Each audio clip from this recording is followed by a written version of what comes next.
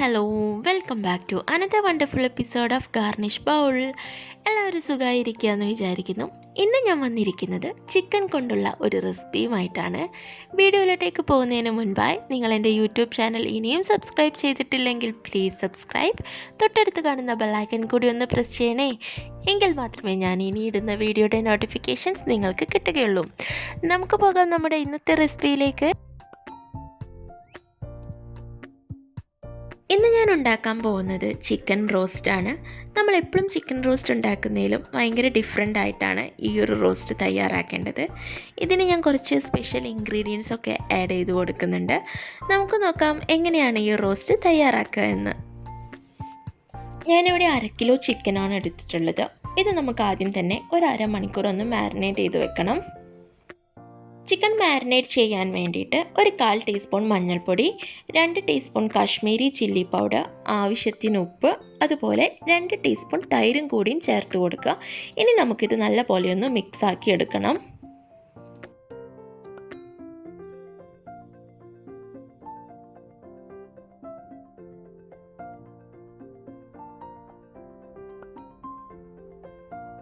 കണ്ടല്ലോ, ചിക്കൻ ഇവിടെ നല്ലപോലെ മിക്സായി വന്നിട്ടുണ്ട്.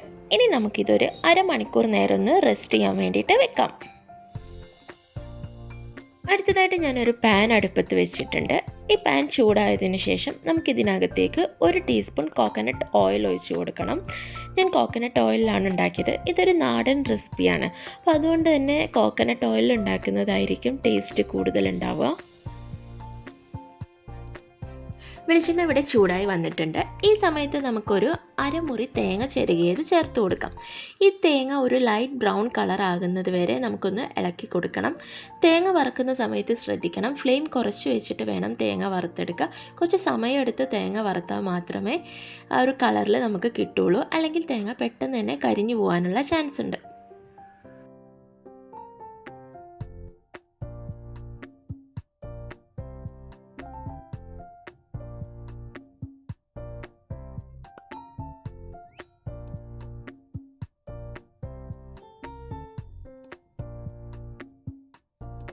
തേങ്ങ ഇതാ ഒരു ലൈറ്റ് ബ്രൗൺ കളറായിട്ടുണ്ട്. ഈ സമയം നമുക്ക് ഫ്ലെയിം ഓഫാക്കി ഇത് അടുപ്പിൽ നിന്ന് വാങ്ങി വെക്കാം. അടുപ്പിൽ നിന്ന് വാങ്ങി വെച്ചതിന് ശേഷം പാനിലുള്ള തേങ്ങ കുറച്ച് നേരം ഒന്ന് ഇളക്കി കൊടുക്കണം, അല്ലെങ്കിൽ തേങ്ങ കരിഞ്ഞു പോകും.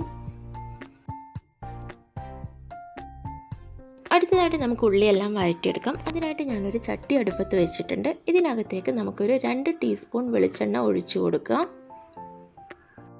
വെളിച്ചെണ്ണ ചൂടായി വന്നിട്ടുണ്ട്. ഈ സമയം നമുക്കിതിന് വേണ്ട സ്പൈസസ് ചേർത്ത് കൊടുക്കാം. ഞാനൊരു 2 ഏലക്കായ, 3 ഗ്രാമ്പു, ചെറിയ കഷ്ണം പട്ട, ഇത്രയാണ് എടുത്തിട്ടുള്ളത്.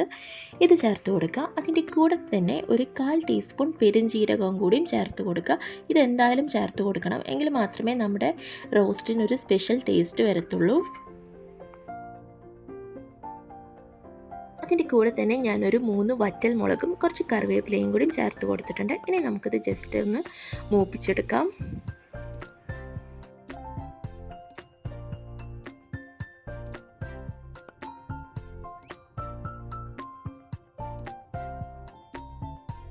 അടുത്തതായി ഇതിനകത്തേക്ക് 2 വലിയ ഉള്ളി നേരിയതായി അരിഞ്ഞത് ചേർത്ത് കൊടുക്കുക. ഇനി ഉള്ളി നല്ലപോലെ ഒന്ന് വഴറ്റിയെടുക്കണം. ഉള്ളി പെട്ടെന്ന് വഴണ്ട് കിട്ടാൻ വേണ്ടിയിട്ട് ഞാൻ 1 ടീസ്പൂൺ ഉപ്പും കൂടിയും ചേർത്ത് കൊടുത്തിട്ടുണ്ട്. ഇനി നമുക്ക് ഉള്ളി നല്ലപോലെ ഒന്ന് വഴറ്റിയെടുക്കാം.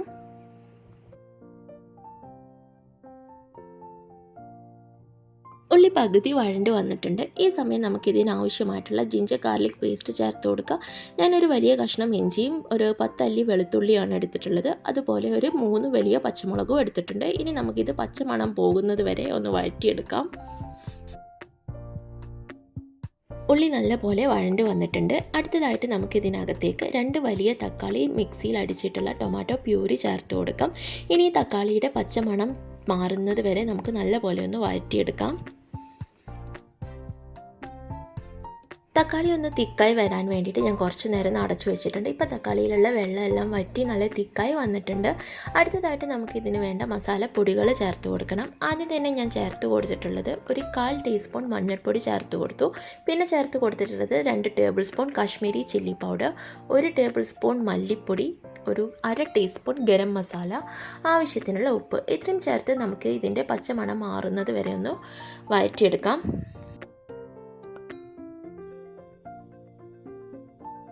മസാലപ്പൊടിയുടെയൊക്കെ പച്ചമണം മാറി വന്നിട്ടുണ്ട്. ഇനി ഇതിനകത്തേക്ക് നമ്മൾ നേരത്തെ മാരിനേറ്റ് ചെയ്ത് വെച്ചിരിക്കുന്ന ചിക്കൻ ചേർത്ത് കൊടുത്ത് നല്ലപോലെ ഒന്ന് മിക്സ് ആക്കി എടുക്കണം.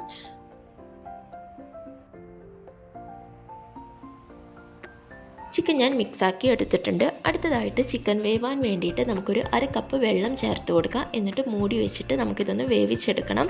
ഇടയ്ക്കിടയ്ക്ക് മൂടി തുറന്നിട്ട് ഇളക്കി കൊടുക്കണം. ഇനി ഈ വെള്ളമെല്ലാം വറ്റി ചിക്കൻ വെന്ത് കിട്ടുന്നത് വരെ നമുക്ക് വെയിറ്റ് ചെയ്യാം.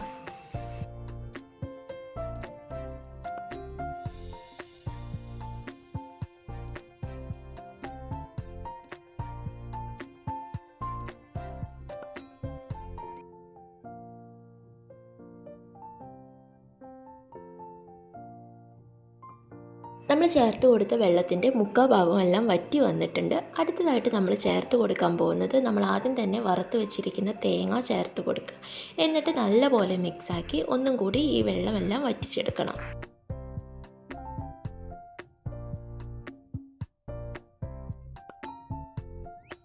അവസാനമായി ചിക്കൻ റോസ്റ്റിലേക്ക് ഒരു ടീസ്പൂൺ കുരുമുളക് പൊടിയും കൂടിയും ചേർത്ത് കൊടുക്കുക. നിങ്ങളുടെ എരിവിനനുസരിച്ച് കുരുമുളക് പൊടി കൂട്ടുകയോ കുറയ്ക്കുകയോ ചെയ്യാം കേട്ടോ.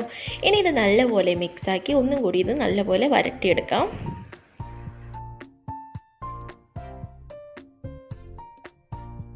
ചിക്കൻ റോസ്റ്റ് ഇതാ ഇവിടെ റെഡി ആയിട്ടുണ്ട്. നമ്മൾ എപ്പോഴും ഉണ്ടാക്കുന്നതിലും ഡിഫറെൻ്റ് ആയിട്ട് വറുത്ത തേങ്ങ ചേർത്തിട്ടാണ് ഈ റോസ്റ്റ് ഉണ്ടാക്കിയിരിക്കുന്നത്. അതാണ് ഇതിൻ്റെ ടേസ്റ്റ് കൂട്ടുന്നതും. അപ്പം നമുക്ക് ഇതിനെ ഒരു സെർവിങ് ബൗളിലോട്ടേക്ക് മാറ്റാം. നമ്മുടെ ഇന്നത്തെ റെസിപ്പി വറുത്ത തേങ്ങ ചേർത്ത ചിക്കൻ റോസ്റ്റ് ഇതാ ഇവിടെ റെഡി ആയിട്ടുണ്ട്. ചോറിൻ്റെ കൂടെയും ചപ്പാത്തിൻ്റെ കൂടെയും അപ്പത്തിൻ്റെ കൂടെയൊക്കെ ഇതൊരു അടിപൊളി കോമ്പിനേഷനാണ്.